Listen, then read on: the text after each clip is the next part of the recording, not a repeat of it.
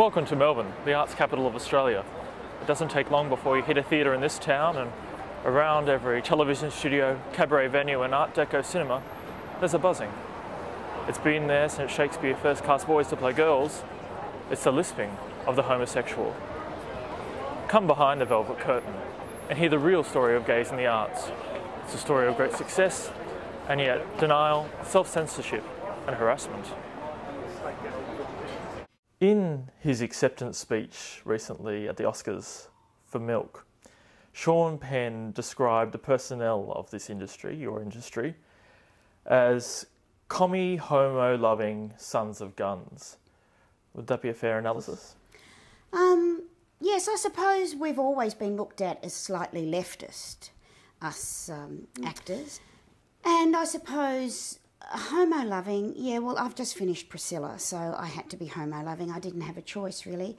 And sons of guns, I'm not sure whether that is sons of bitches, or I'm not quite sure what Sean means about that. Well, I guess so. I think, you know, gay people are generally fairly creative and sensitive people, so I can imagine how they congregate into the arts.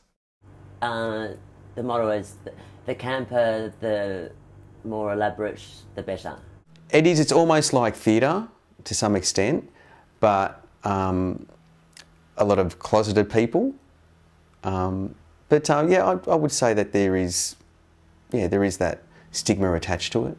So what if I wore makeup on the show and occasionally dressed in drag? Doesn't everybody?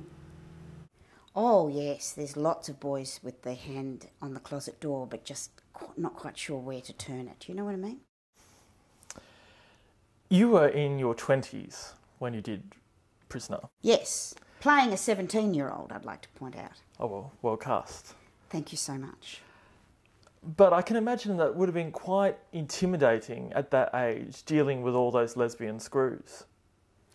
I wasn't aware that they were all lesbian screws. You're obviously far more informed than I was. Some of them have turned lesbian since, of course. A prisoner tended to do that to people. It was certainly a lot of fun. Most of the ensemble were gay, and as you'd expect for a show like Priscilla, I suppose. And so that just made it a lot more kind of vibrant and fun, I think, yeah.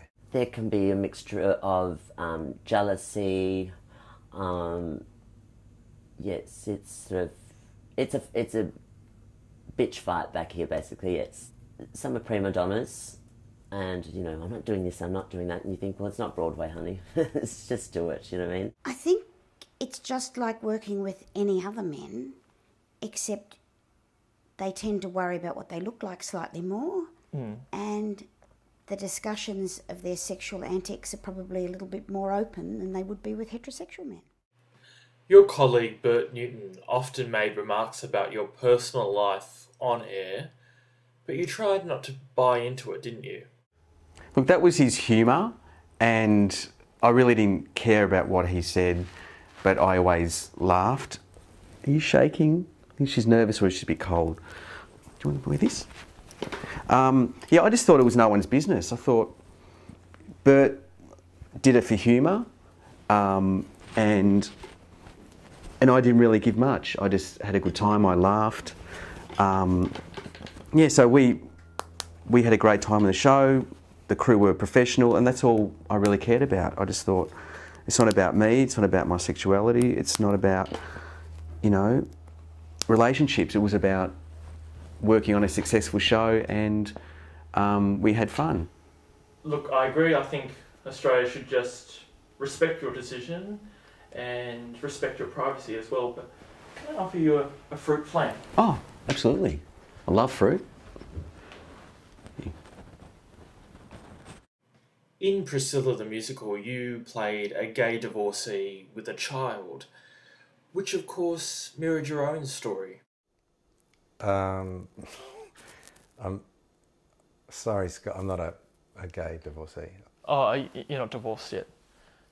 But in terms of No, I'm married and I'm actually not gay.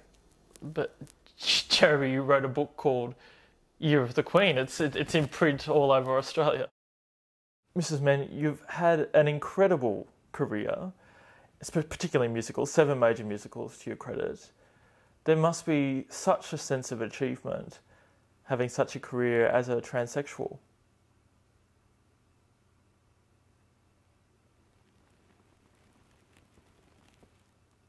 Scott, I said, next question. Have you got anything to ask me?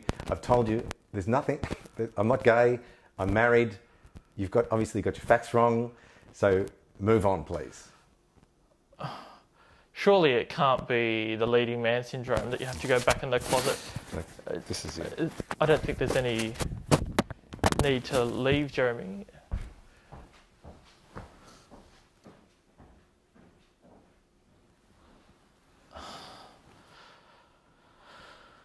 That's really sad.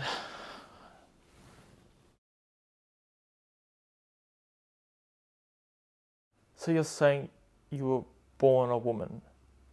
I totally was born a woman. Would you like me to show you? Hang on, 2 secs. They can bloody wait.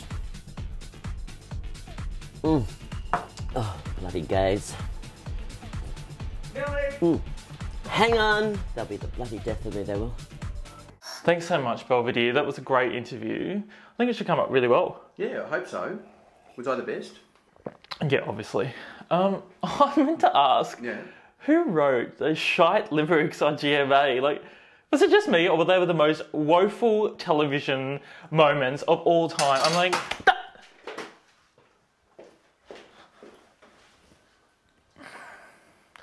thanks, mate. Yeah, great interview. You little smurf. Love to shove the dog right up your...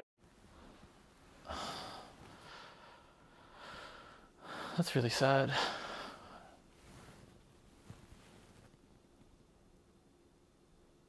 I'm totally going to win a Walkley, aren't I?